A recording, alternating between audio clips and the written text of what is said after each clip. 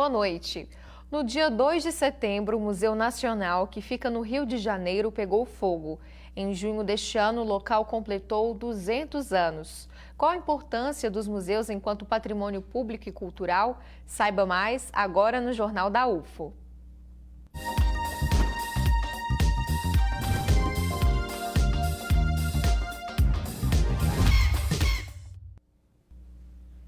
Uberlândia tem um centro cultural amplo e variado. Prova disso é a diversidade de museus existentes por aqui. Confira na reportagem. Seja para conhecer ou lembrar um pouco da história, pesquisar sobre a natureza que nos cerca e que está longe de nós, ou para apreciar a arte. Os museus podem unir a novidade e o que um dia já fez parte do cotidiano, além de servirem como base para estudos científicos.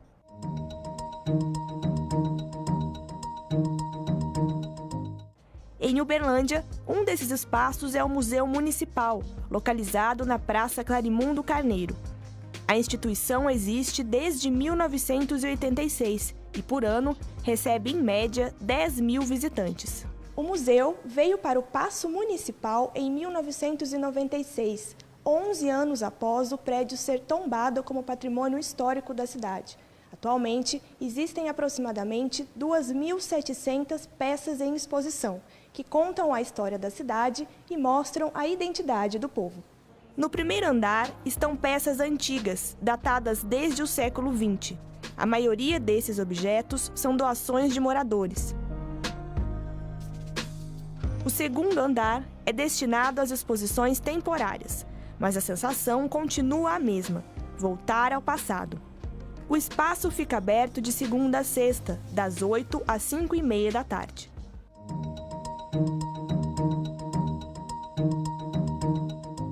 Um pouco afastado do centro da cidade está uma unidade especial do Instituto de Biologia da UFO, o Museu da Biodiversidade do Cerrado, no Parque Siqueirolli. O espaço funciona como divulgação científica para a comunidade e também núcleo de pesquisa na área de educação em ciência.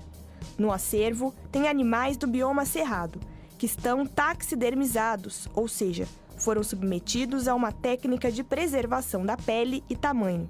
Maristelli é estudante de biologia e faz estágio no museu. A gente conta com animais típicos do cerrado e, através desses animais, a gente trabalha com a conscientização. O visitante vem e aí fica por opção dele uma visita guiada, onde a gente acompanha por todo o museu, por todas as vitrines, ou uma visita mais livre, né? Onde esse visitante pode olhar todas essas vitrines e perguntar para a gente, tirar dúvidas sobre esses animais. O lugar fica aberto de terça a domingo, das 8 às 5h30 da tarde.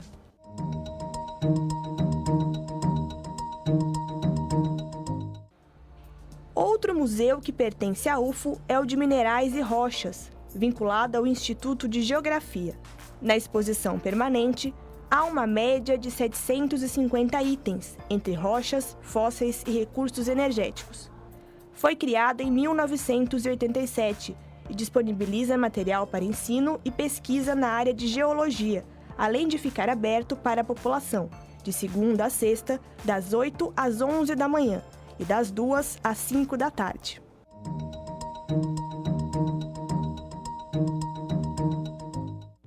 Já o Museu do Índio, que também faz parte da UFO, foi fundado em 1987 e reúne peças relacionadas à cultura indígena. Funciona de segunda a sexta, das 8 ao meio-dia e da 1 às 5h30 da tarde.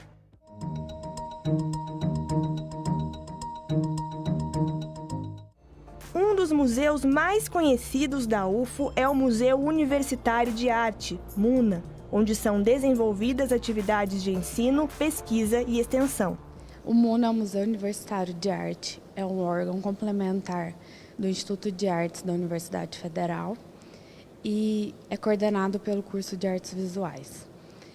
Hoje o museu conta com mais de 500 obras que foram doadas a partir desses mais de 20 anos de história e tem artistas variados como Maciej Babinski, de Cavalcante, Amilcar de Castro, que estão todos em acervo, guardados da melhor maneira possível. O acervo fixo do MUNA, que fica em um lugar reservado, conta com peças de vários artistas. O espaço também recebe exposições rotativas no decorrer do ano. A entrada é sempre gratuita, sempre será. Qualquer pessoa pode vir, não precisa agendar, está sempre aberto, de segunda a sexta, das 8h30 às 6h30. E sexta vai até às 9 da noite e sábado das 10 às 5 da tarde também. De acordo com a coordenadora do acervo e professora do Instituto de Artes da UFO, ao longo dos anos, o MUNA conquistou espaço artístico e cultural na cidade e hoje agrega obras e artistas de todos os lugares. O MUNA é o Museu Universitário de Arte, né? Ele está vinculado à Universidade Federal de Uberlândia, né? Está alocado no curso de Artes Visuais e ele tem uma importância fundamental para a cidade de Uberlândia, que é fomentar a produção de arte contemporânea, né? De arte moderna e contemporânea, né? Para participar do Jornal da UFO de hoje, nós convidamos o Douglas de Paula, que é coordenador do Museu Universitário de Arte MUNA. Bem-vindo, boa noite. Obrigado, boa noite. E aqui ao meu lado está o professor do Instituto de História, Newton D'Angelo, e também membro do Conselho Municipal de Patrimônio Artístico de Uberlândia, o CONFAC, né, professor? Vamos começar então, professor, uma boa noite, obrigada pela presença. Boa noite, Gisele, boa noite. Já vou direcionar a primeira pergunta para você. Como podemos definir um museu? Bom, a primeira impressão que nós temos quando se fala o termo museu é de um espaço destinado a coisas do passado, objetos que não têm muito sentido para o presente, um depósito de relíquias e muito mais relacionado a um certo interesse por curiosidade, né? Essa é uma imagem que ficou bastante sacralizada sobre a história dos museus e que, na verdade, diz respeito à própria tradição do pensamento brasileiro em relação à preservação da memória, porque, na verdade, se trata de um espaço de preservação, de conservação, de guarda da memória por meio desses objetos, utensílios, quadros, pinturas, esculturas, e que, na verdade, não devem ser considerados como coisas mortas ou apenas como curiosidade, e sim como um espaço vivo, né, de integração da sociedade com esses espaços para que haja um reconhecimento, né, da nossa própria memória, do nosso pertencimento a uma identidade coletiva e, ao mesmo tempo, de valorização da cultura, né? O que se trata, na verdade, nesse caso, é um investimento maior, né, nesses espaços para que eles sejam cada vez mais revitalizados, conservados, modernizados, para que eles sirvam muito mais à comunidade, à sociedade como um todo, do que apenas para, digamos, pesquisas ou envolvimento de cientistas e historiadores relacionados aos objetos que estão lá guardados e conservados, né? Certo.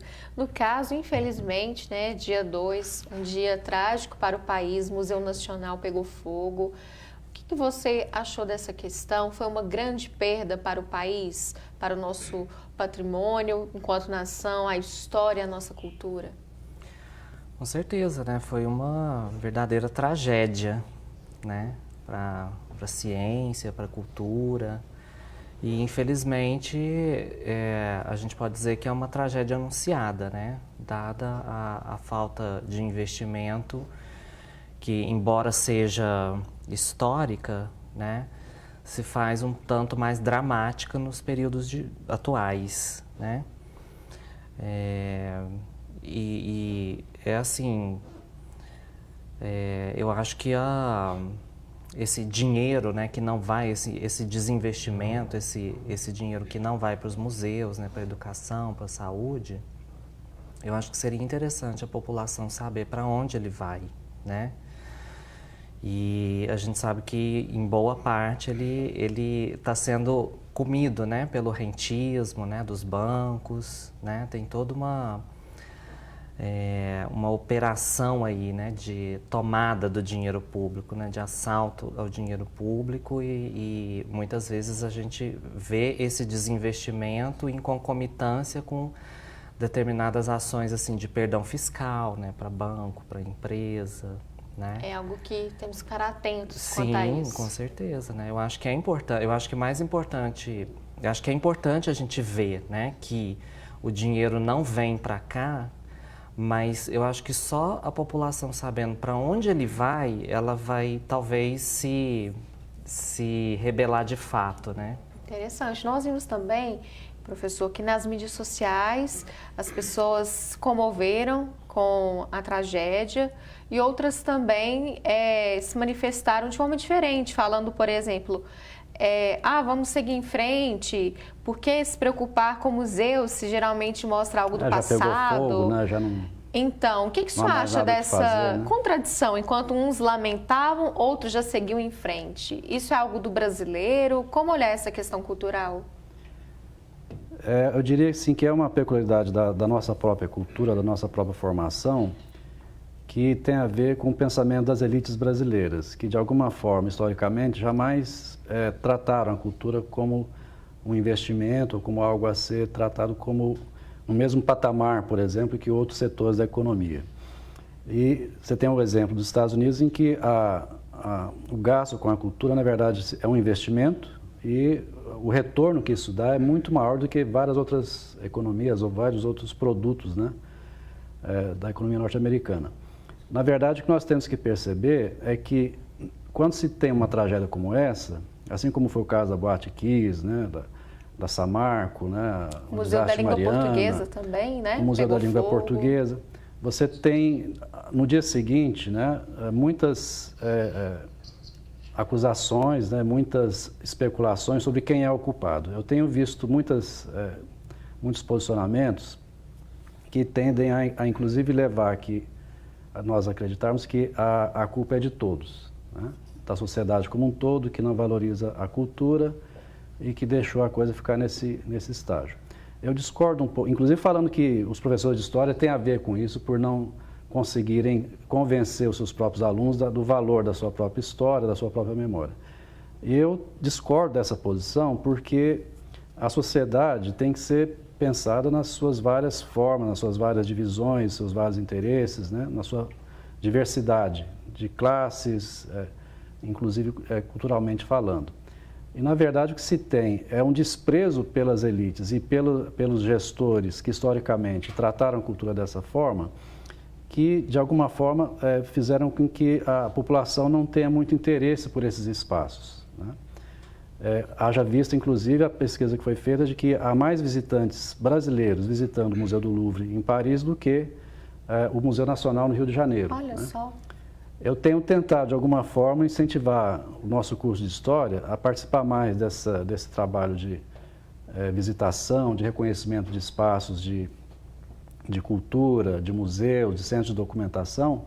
Já faz 8 anos que nós temos feito um trabalho de campo a São Paulo e também ao Rio de Janeiro, mas são trabalhos muito difíceis, muito cansativos, que nos levam, inclusive, a solicitar mais apoio das instituições, da própria universidade, para que esses trabalhos sejam respeitados, né, sejam valorizados e incentivados por outros docentes também, para que os nossos formandos, os nossos graduandos possam ter direito a esse contato com os acervos, reconhecimento desses acervos e analisar o seu valor para a sociedade como um todo. Acho que isso tem que ser valorizado, tem que haver um investimento maior na educação patrimonial, que deve começar desde a pré-escola, de tal forma que as crianças já cresçam ambientadas nessa revalorização da sua própria memória e não digamos, esse preconceito ou essa visão fechada, equivocada sobre o conceito de cultura e da própria ideia de preservação da memória. Ótimo. Daqui a pouco, então, a gente continua a nossa entrevista. Quer saber como ficam as temperaturas amanhã? Confira na previsão do tempo.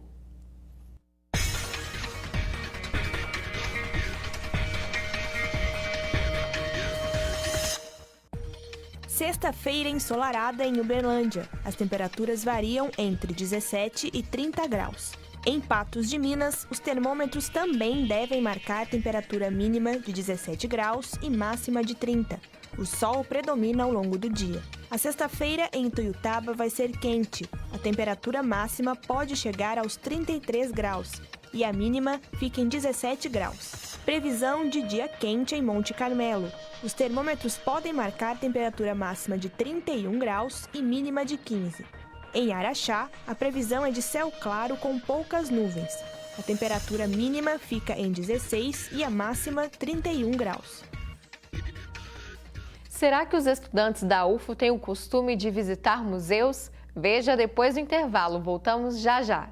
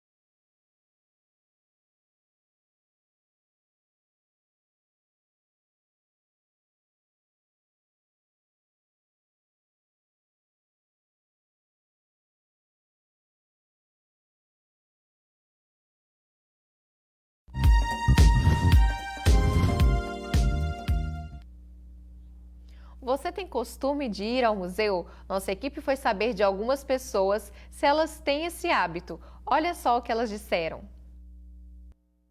Então, como eu sou de uma cidade pequena, assim, do interior, lá perto não tem museu. Então a gente tem pouco acesso a qualquer coisa do tipo. Tem uma Casa da Cultura que tem exposições de artistas regionais, assim, da cidade inclusive, mas bem pouco.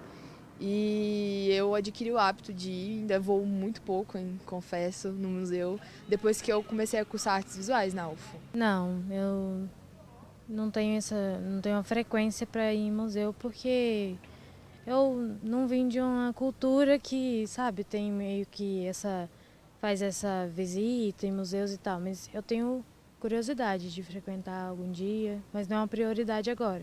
Em qualquer cidade que eu vou, quando vou viajar, eu gosto de ir em um. Porque eu acho bem interessante, né, ver filmes de documento, livros antigos, ainda mais os da época ditatorial e tudo mais. Já que ainda mais tem a ver com o meu curso, né. E sobre os que eu fui, não tem muitos. Acho que eu já fui no de São Paulo. O que, infelizmente, eu não tive a oportunidade de ir no do Rio de Janeiro lá. Agora não tem mais como, né. Então, eu vou no museu mais junto com a faculdade mesmo. Igual a gente tem algumas matérias da geografia, que a gente foi no Museu de Minerais e Rochas. Daí a gente ia ter uma outra matéria que ia no museu, mas por si só eu não costumo ir muito, não. No primeiro bloco, nós mostramos uma reportagem com museus da cidade e também da Universidade Federal de Uberlândia. Mostramos agora, né, o costume dos alunos de visitarem ou não os museus. Como que fica o MUNA nessa questão? É uma possibilidade que a UFO oferece para a comunidade acadêmica e externa de conhecer um pouco mais sobre arte e cultura? Com certeza, acho que o MUNA hoje ele é uma instância exemplar, né, do cruzamento entre pesquisa, ensino e extensão, né? Porque lá nós desenvolvemos diversas atividades, por exemplo, né, que tem muito a ver com a formação do nosso aluno, né? Então lá a gente faz curadoria de exposição, né, quer dizer, a gente escolhe trabalhos, a gente define a forma expositiva, né?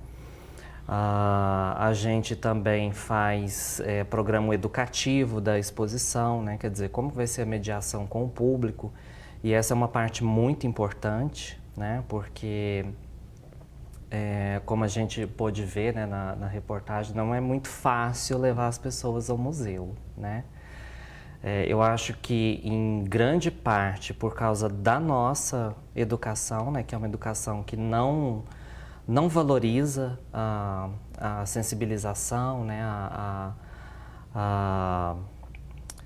vamos dizer assim, o exercício, né, desse lado direito do nosso cérebro, né, mais criativo, né? A gente pode ver que o estereótipo da inteligência é a matemática, né? Qualquer desenho, cartoon que quer mostrar que alguém é inteligente mostra essa pessoa executando, né, uma equação, né? Então, existe um truncamento muito grande, né, na educação, assim, nesse quesito da criatividade.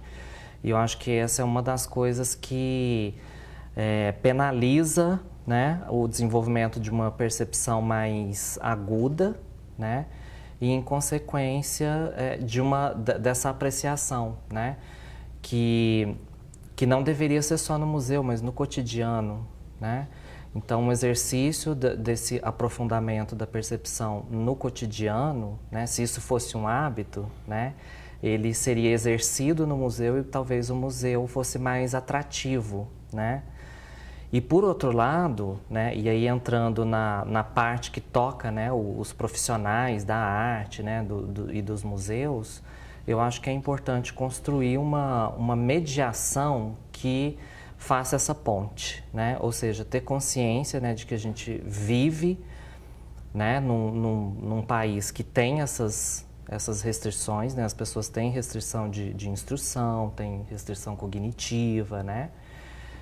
Como, então, chegar perto, né, dessa população? Então, acho que essa tem que ser uma preocupação dos museus, né, e hoje é uma coisa que a gente tem dado muita atenção no MUNA, né, buscar desenvolver muito isso, né, a questão do trato, principalmente com o público infantil, né, é um público desafiador. As escolas podem visitar o local? Sim, nós recebemos tem várias visitas, né? Os professores agendam, né? Nós recebemos, fazemos essa visita guiada, né? E essa é uma das partes mais importantes, né? Construir essa ponte com o público justamente para ajudar a acabar com essa imagem, né, de que o museu e a arte, né, são uma coisa que fica lá e eu fico aqui, né? E eu não posso ir lá porque eu vou lá e eu não entendo e aí eu sou burro, né? E tem discursos, inclusive acadêmicos, assim, que às vezes vão nessa direção, né, de desqualificar o público, né, ao invés de buscar construir essa ponte. Certo. Professor Newton, na UF também, um local muito interessante, aberto à visitação de pesquisadores da comunidade, é o CEDIS. O que é o CEDIS? Como ele funciona? Bom, o CEDIS ele foi criado, inclusive, simultaneamente ao próprio Museu do Índio, né, na década de 80. E de lá para cá ele passou por vários espaços e finalmente até chegar no Bloco Q, o antigo Mineirão, que aliás é um prédio histórico, um dos mais antigos aqui dessa região, do Santa Mônica, do Saraiva, que deveria já ter sido tombado pelo patrimônio histórico de Uberlândia, mas ainda não foi. Mas de qualquer forma, o CEDIS é um centro que agrega documentação fotográfica, materiais escritos, né, publicações, jornais, documentos antigos da região e mesmo do país, e ao mesmo tempo uma coleção bastante valiosa de cerca de 20 mil discos pertencentes à Rádio Educadora e à Rádio Difusora de Uberlândia, que foram doados em 1990 e no ano de 2000. Nós temos, inclusive, um projeto de criação de um Museu da Imagem e do Som, que ainda está em análise pelo Instituto de História. Nós estamos aguardando parcerias dentro da própria universidade e fora da própria universidade para conseguirmos concretizar esse sonho, que é de criação de um museu que agregue esse material pertencente às estações de TV, estações de rádio, e que possam, de alguma forma, municiar a formação de museus. E, inclusive, nesse caso, seria um museu único no estado de Minas Gerais, né? Um Museu da Imagem e do Som no interior, que agregue essa documentação discográfica e radiofônica e possivelmente também televisiva. Agora, na questão que inclusive foi levantada pelas entrevistas, né, minha cidade é pequena e não tem condição de ter um museu, não tem nada, ou seja, a gente tem que perder essa ideia de que o museu é apenas um espaço de preservação de materiais ou de objetos, né? Na medida em que você tem que reconhecer que a memória é feita pelas pessoas, onde houver pessoas, você tem que, de alguma forma, a partir da sua formação aqui na universidade,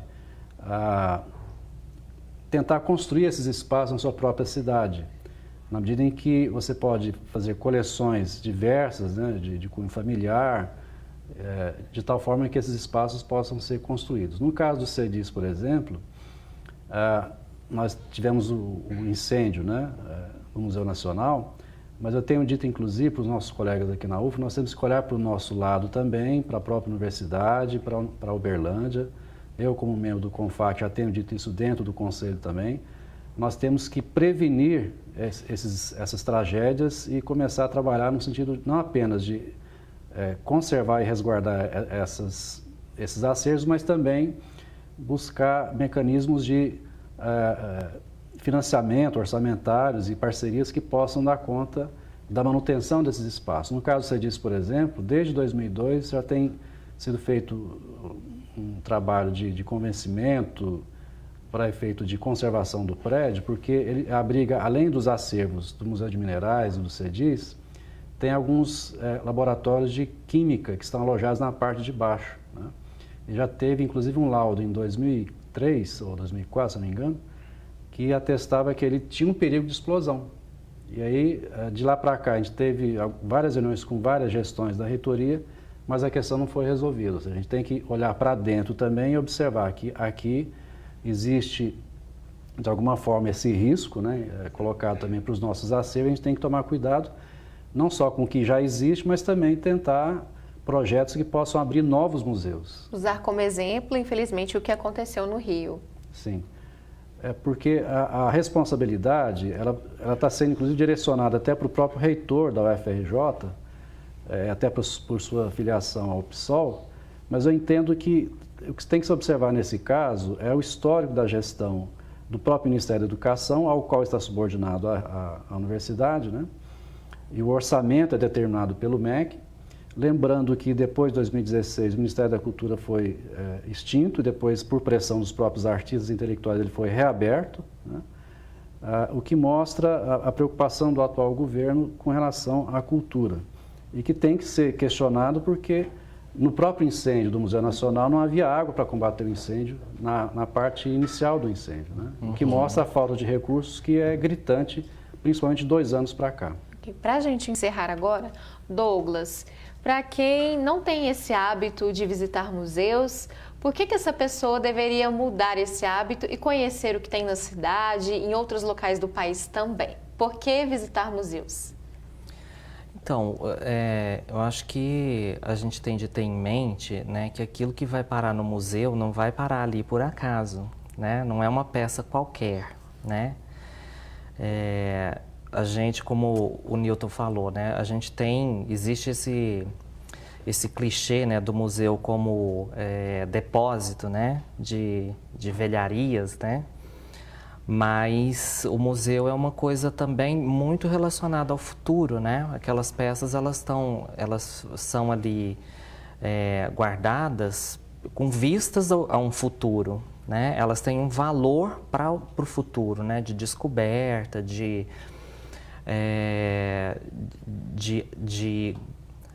conservação, né, no caso da arte, de um trecho de espiritualidade, né, quando você pega um afresco, por exemplo, né, uma parte de um afresco, um quadro, né, ali está depositado um trecho de espiritualidade humana, né, que ele pode se comunicar com você, que é o visitante, né? Então, o artista, eu costumo falar assim, que o artista e o espectador, eles às vezes brincam de mensagem na garrafa, né? O artista faz esperando que alguém veja alguma coisa próxima do que ele viu, né? Porque quando o artista faz, ele faz com esse intento e normalmente ele só conserva e só fica com aquilo se ele enxerga valor, né? E nessa esperança, né, de que alguém, então, se comunique com ele por meio dessa peça, né? Infelizmente, nosso tempo chegou ao fim. Douglas, muito obrigada pela sua participação no Jornal da UFO. Newton, muito obrigada também pelas informações. Obrigado. Para você, então, uma ótima noite. Amanhã te espero às 7 horas. Vamos falar sobre feminismo. Envie suas perguntas para a nossa página no Facebook. Até lá!